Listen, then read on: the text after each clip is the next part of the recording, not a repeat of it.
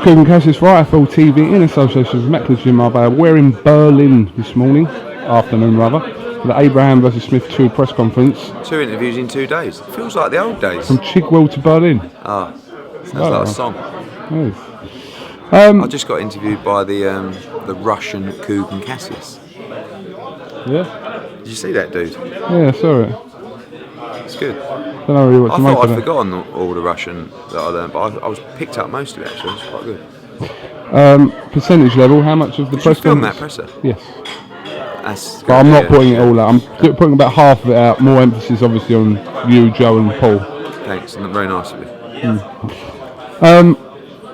Did you believe that this rematch would happen so quickly after the first fight?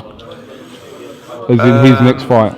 Yeah, because we've got quite a beneficial model in place, let's say, to make the fight work financially, with Sky's back in and so forth. So I was confident that it would be made. And I sort of, when you look at Arthur's alternatives and actually think, Arthur probably fancies the fight again, probably fancies beating Paul Smith.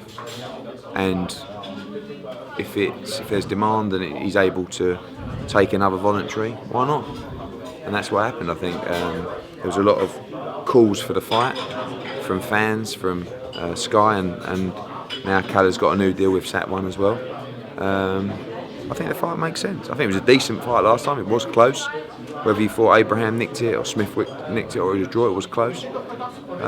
So I was confident it would happen. Worked hard at it, and so did Keller. And it's nice to deliver back-to-back shots at a world title for Paul Smith. Was there any realistic talk of Abraham coming to England or not? No.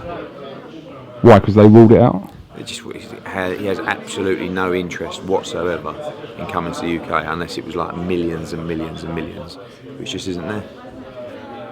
Unless you want to lend me a few quid. Fair enough. Because the garms you're rocking these days. What could I lend you? What jacket's that? Montclair as well?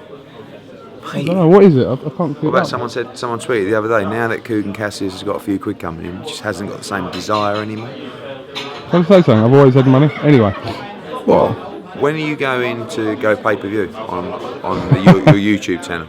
Subscription. Oh, it's coming, cool. isn't it? It's coming. Cool. It's coming. Oh, where would you get people tweeting me like this? No, we'll keep it as it is for the moment. Is it? All right, for the moment. Or is that a week? See what happens. What sort of mood do you think Paul Smith's been in this week? You spoke to him, really relaxed. I got a great feeling. I got on the plane this morning, I came out to the hotel, I saw everybody. We got a great feeling. I mean, obviously he's got, in my opinion, one of the best coaches in world boxing, in Joe Gallagher. He's got probably the strongest stable in the world right now. And but on a serious note, obviously Joe's.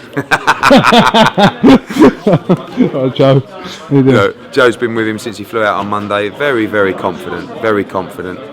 And I don't know. Sometimes you just get when a fighter comes out for the first time to have a fight of this kind of magnitude. Everything's new. It's like you believe you can win, but you don't know deep down if they really. Darren Barker last night was talking about the Martinez experience. When I spoke to Darren Barker and Tony Sims, they really believed they could win the fight, and we all did. But now when he talks about it, he says, I wasn't really sure. And maybe that was the same for Paul in the first fight. I spoke in the press conference before that fight with Abraham, the first one.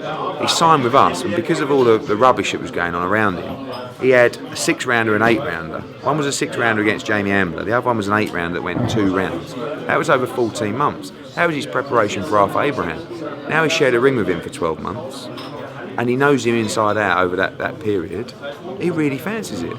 So you've got to think that this time he's better prepared mentally, and I believe physically as well, than he was for the first fight. And the first fight was close.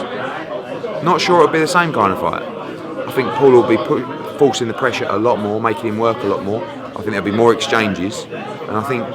You believe he's got more gears than that first fight? It's not necessarily gears. I just think that he knows how to beat him.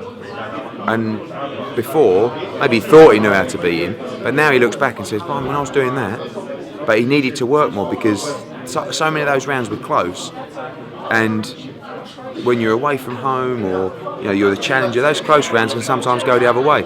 So you can't leave anything to doubt. He knows how to beat him the wrong terminology, considering he didn't beat him. Say that again? You said he knows how to beat him. Yeah. But he didn't beat him, so... But he knows how to beat him now.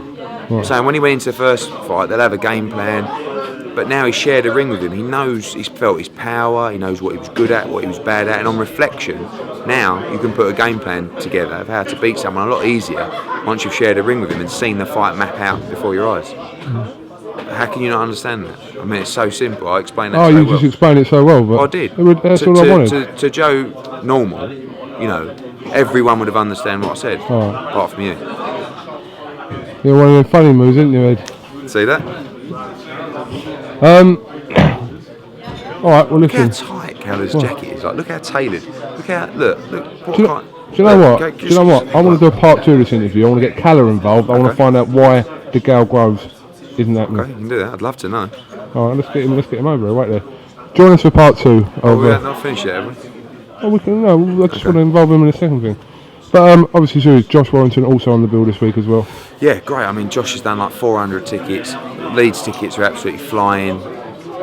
The atmosphere is going to be unbelievable. I'm actually going to leave here in a minute and go to the Mall of Berlin where the weigh-in is tomorrow and trying to find a nice little bar stroke pub where we can arrange the meet for 2 o'clock, get a few beers in for the fans, and really create something special. Away trip's a different league.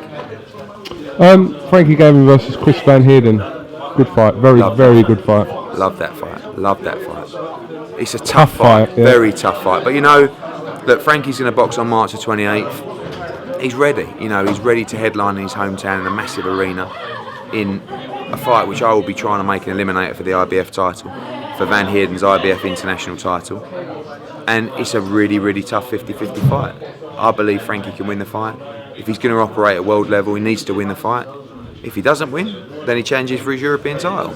But I believe he's going to win. He's going to look great doing it, and I think this could be the breakout night for Frankie Gavin. Certainly hope so.